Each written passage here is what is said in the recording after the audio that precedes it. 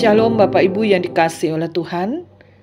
Tepat hari ini tanggal 17 Agustus 2024, kita merayakan hari ulang tahun Republik Indonesia ke-79.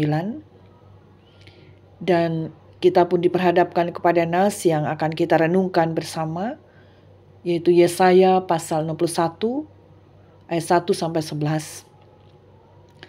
Saya tidak membaca nas ini, tapi diberi judul Kabar Selamat kepada Sion. Dan nas ini Bapak Ibu dapat baca di tempat Bapak Ibu masing-masing. Tapi pada akhirnya nanti saya akan membaca satu ayat yang menjadi penekanan bagi kita dalam ayat yang ketiga, dalam bagian C, yang mengatakan supaya orang menyebutkan mereka pohon terbantin kebenaran, tanaman Tuhan untuk memperlihatkan keagungannya. Bapak Ibu saudaraku yang dikasihi oleh Tuhan, seluruh isi dari Yesaya pasal 61 ayat 1 sampai 11 ini menceritakan tentang bagaimana Yesaya melaksanakan tugas panggilan pelayanannya sebagai nabi yang tentunya diberi kepercayaan untuk menyampaikan kabar baik dari Tuhan. Dan kabar baik yang disampaikan oleh Nabi Yesaya ini ditujukan kepada umat Israel yang sedang dalam pembuangan di Babel.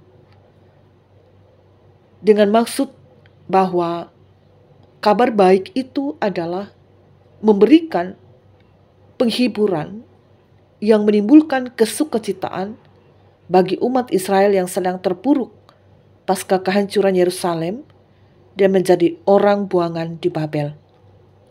Maka sebab itu Yesaya mengatakan dalam ayat 1, Roh Tuhan Allah ada padaku.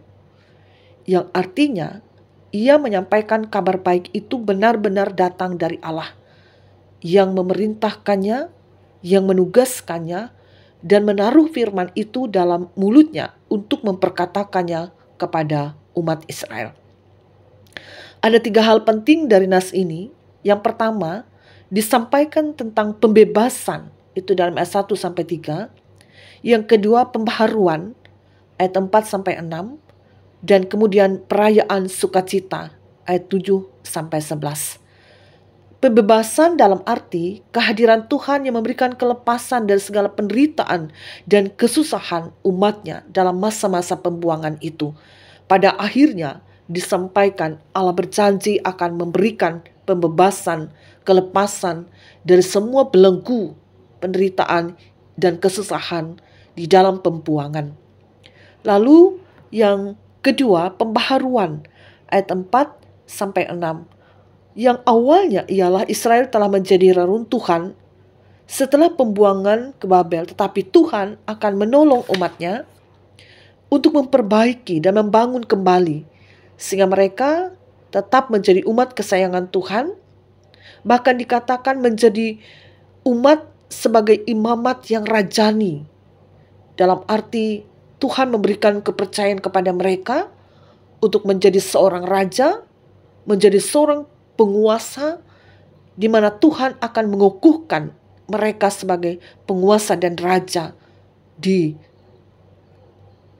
Israel, bahkan juga menjadi pemimpin dan penguasa di dunia. Yang ketiga, perayaan atau sukacita ayat 7 sampai 11 itu yang artinya Tuhan menjanjikan akan mengubah segala sesuatu dan menggantikan kepada mereka sukacita. Artinya Tuhan mengubah yang awalnya umatnya tertindas, umat yang dihina, umat yang dipermalukan, menjadi orang yang berharga, disekani, dihormati. Dan Bapak Ibu saudaraku yang dikasihi, itulah janji Tuhan kepada umat Israel, yang menjadi bukti bahwa ia sangat mengasihi umatnya.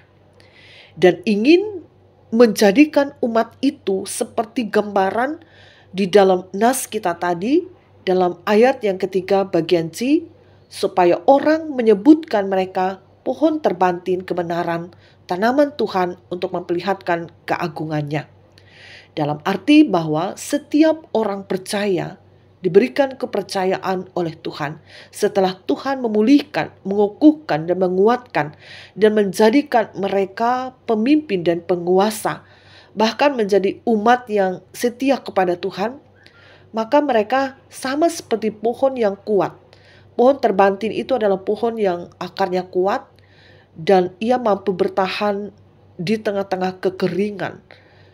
Nah, seperti itu yang diharapkan oleh Tuhan, bahwa setiap orang percaya berakar kuat di dalam Tuhan, berakar kuat dalam firman Tuhan yang menjadi sumber kebenaran dalam kehidupan, sehingga di tengah-tengah dunia ini, di tengah-tengah kehidupan yang begitu luas dengan berbagai perkembangan, berbagai perbedaan yang muncul, yang ada di tengah dunia ini, tantangan, ujian, dan pencobaan, maka Tuhan ingin menegakkan orang-orang percaya atau umat yang percaya kepadanya seperti pohon terbantin, dalam arti menjadi umat yang berakar kuat di dalam Tuhan, berakar kuat dalam firman Tuhan, dan sumber kebenaran itu menjadikan kita sebagai orang percaya yang kuat, mampu bertahan, bahkan juga mampu menjadi garam dan terang bagi dunia ini, dan menjadi orang yang akan melanjutkan kabar baik yang menyelamatkan itu. Kemerdekaan yang Tuhan nyatakan kepada kita, merdeka berarti membebaskan diri dari segala sesuatu yang mengganggu kita dalam penghambatan pertumbuhan rohani kita. Jadilah kita merdeka untuk menjalani kehidupan di dalam kuasa Allah, dalam Yesus Kristus, Tuhan dan Juru Selamat kita. Selamat merayakan hari ulang tahun kemerdekaan Republik Indonesia ke-79. Tuhan memerdekakan kita, memerdekakan bangsa kita semakin makmur, jaya, dan berwibawa. Bapak, Ibu, Saudara, mari kita berdoa. Tuhan Yesus, kami bersyukur kami telah mendengarkan firman-Mu yang mengingatkan kami untuk menjadi umat yang taat kepada Tuhan, berakar kuat di dalam Tuhan dan firman-Mu, sehingga kami dapat menjalani kehidupan menjadi orang benar di tengah-tengah dunia ini.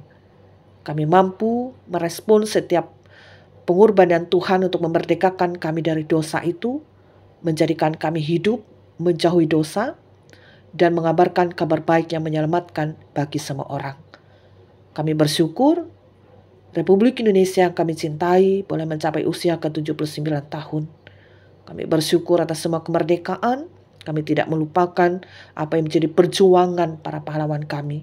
Kami akan melanjutkan kemerdekaan itu untuk menjadikan diri kami sebagai jemaat, sebagai umat Tuhan, sebagai rakyat Indonesia yang menghormati para pemimpin kami, yang juga turut ambil bagian menjaga keutuhan bangsa kami. Mari Tuhan akan memberikan kemakmuran dan kejayaan bagi bangsa dan negara kami Indonesia, bagi gereja, bagi seluruh umat Tuhan. Terima kasih Tuhan. Di dalam nama Tuhan Yesus kami berdoa. Amin. Shalom Bapak Ibu. Tuhan Yesus memberkati kita. Amin.